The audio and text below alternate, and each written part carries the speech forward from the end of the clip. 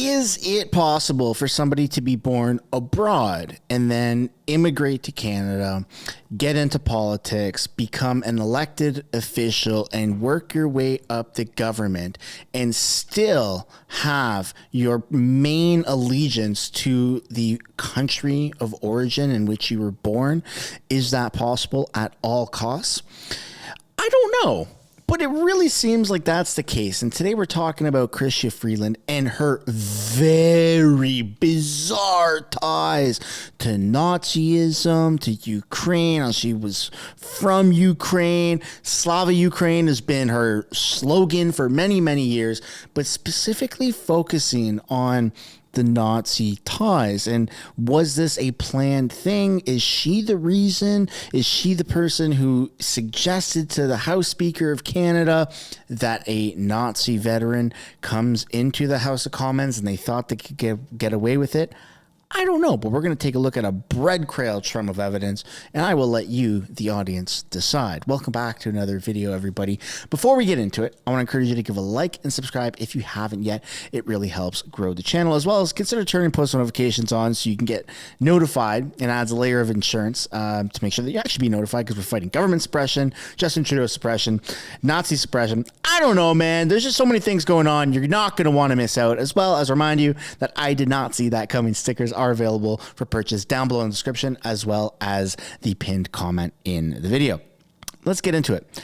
There's this very, very bizarre old clipping of a newspaper here that shows one Soviet newspaper vilified the Harvard University scholarship student as an anti-Soviet bourgeois nationalist. Soviet authorities who complained to the Canadian embassy in Moscow that Freeland, 20 years old, was a well-known troublemaker.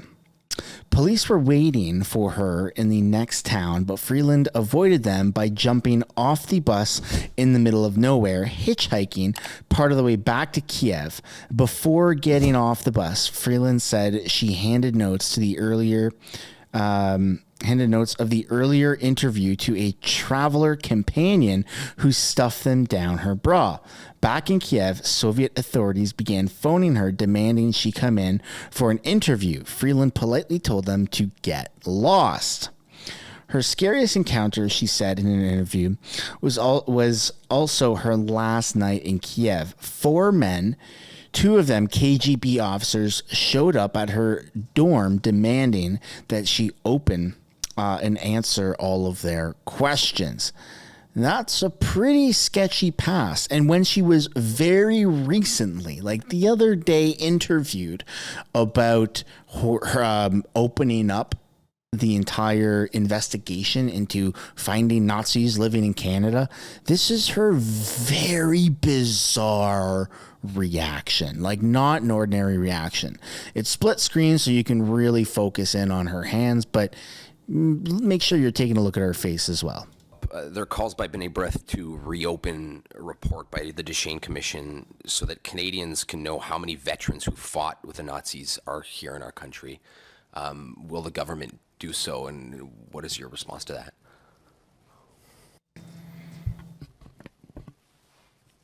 I think, let me just start.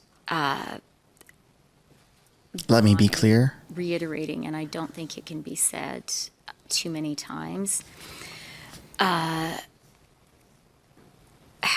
hurtful for so many people in Canada and around the world what happened was and has been and continues to be.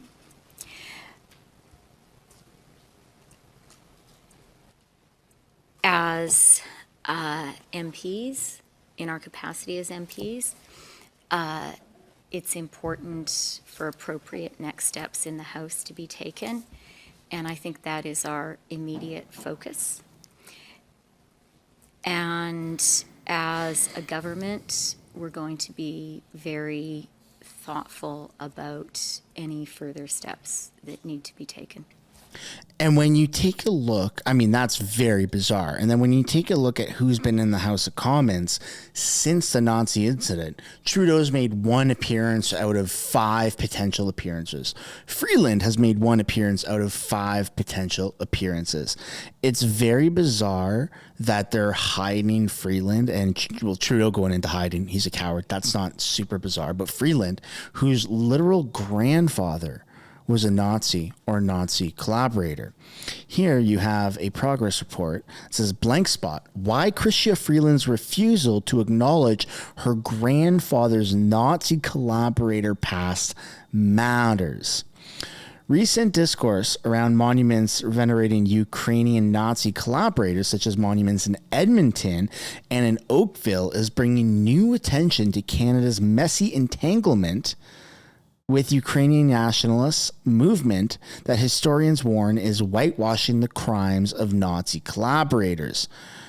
Canada's newly minted Finance Minister, Chrystia Freeland, who's widely rumored to be the successor of an increasingly scandal-plagued Prime Minister Justin Trudeau, has a familial connection. Her Ukrainian grandfather, Michael Komiak, edited a pro-Nazi Ukrainian paper called That in Krakow and then Vienna. So it's very, very bizarre. But all signs are, like, all roads are leading to Freeland might not be the person we think she is. Because then you take a look at photos like this. Canada's Deputy Finance Minister, Chrystia Freeland, does not want you to share this photo of her posing with a banner with members of the right sector. So what is going on with Freeland? Why are we not aware of the entirety of Freeland's past?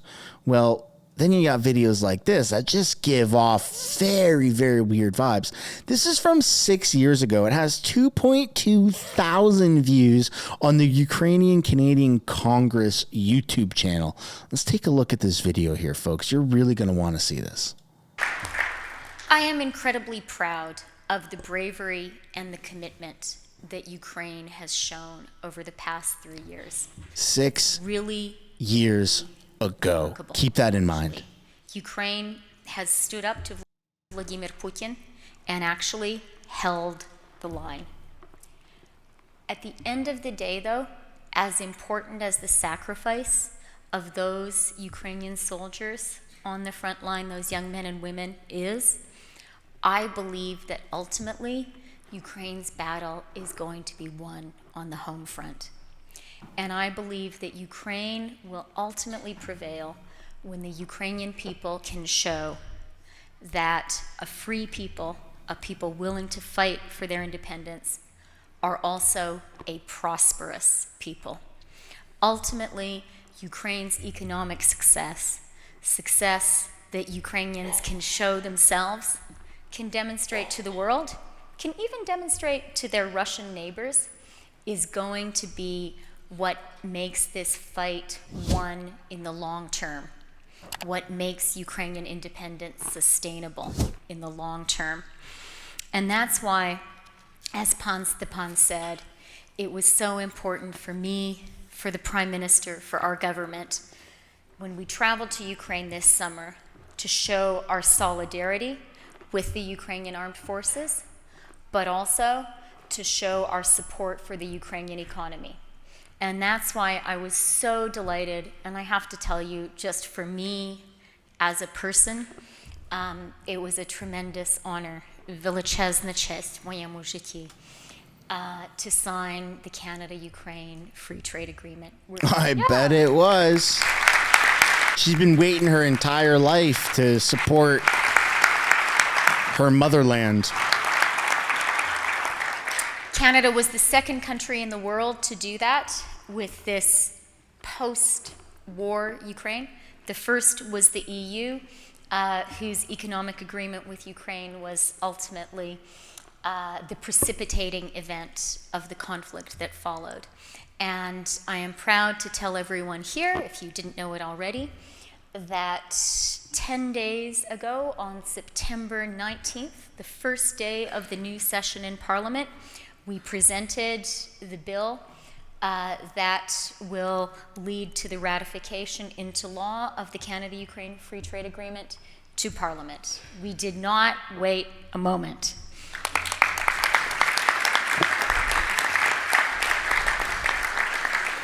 And together with Boris, I very much look forward to standing up in Parliament and voting to ratify that agreement and pass it into law.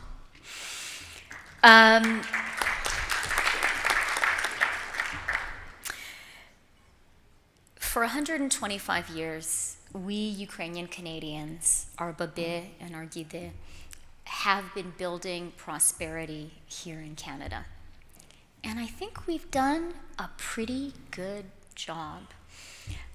Now, finally, our brothers and sisters in Ukraine, for the first time in that long, long period while we have been here, have a chance to be free, to be independent, and to build that same prosperity. This is a historic day for Ukrainians in Canada. It's a historic day for our friendship with Ukrainians in Ukraine. I think it's a tremendous honor and opportunity for all of us to be able to work together. Дякую вам. Слава Україні! Слава Україні! Слава Україні!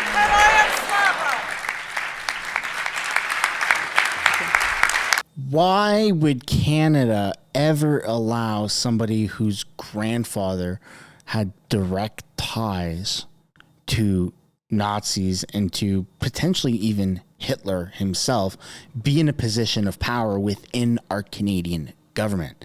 That's a very concerning question, folks.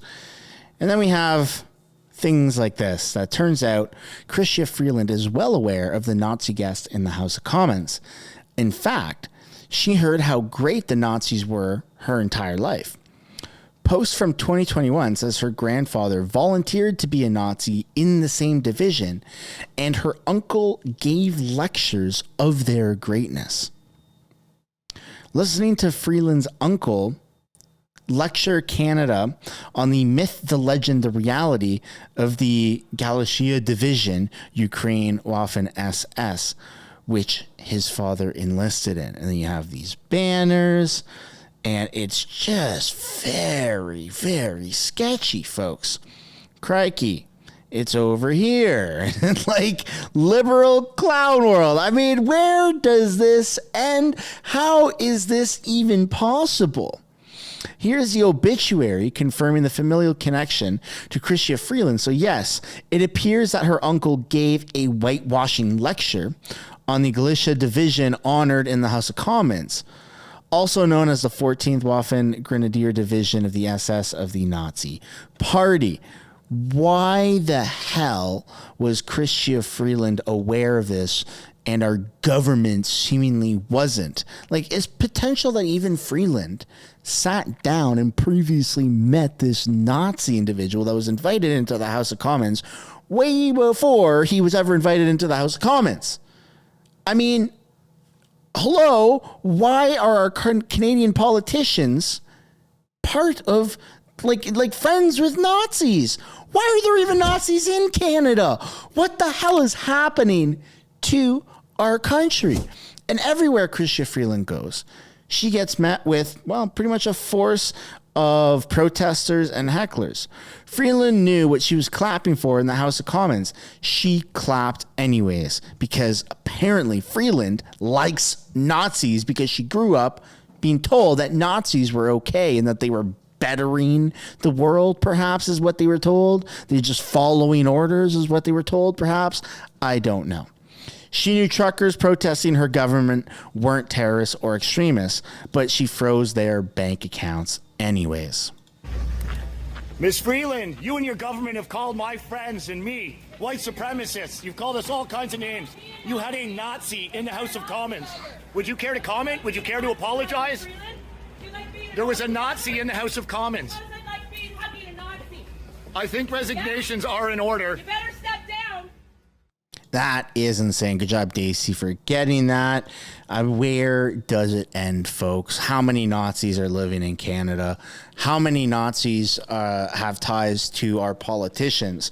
Is our country infiltrated by some sort of Nazi regime or Nazi influence? Because right now, it sure as shit seems like it potentially is, and we're just scraping the surface. There's so many layers to this, and only time will tell as to how far the onions peel. Of course, that's a Shrek reference. Crikey donkey, I'm like an onion, or whatever the hell he said. That's where we're going to end the video. Thank you so much for watching. Don't forget to like and subscribe. Turn those post notifications on if you haven't yet already. And as well as consider visiting the link down in the description or the pinned comment below to get I Did Not See That Coming. I will see you all in the next one. Bye for now. Thanks so much for making it to the end of the video. If you want to support the channel financially, you can do so by checking out the merch shop linked right up there. Or if you want to do something for free, which is also absolutely acceptable and highly encouraged, you can subscribe right there. If you want to continue watching videos like this, you can do so by clicking or tapping right there to watch the next upcoming video. And if you want to watch a little bit of different content, but also Canadian stuff, you can do so by clicking right up there. That's my second channel, House of Canada, also known as the House of Commons Highlights. Thank you so much for watching. I look forward to seeing you in the next video.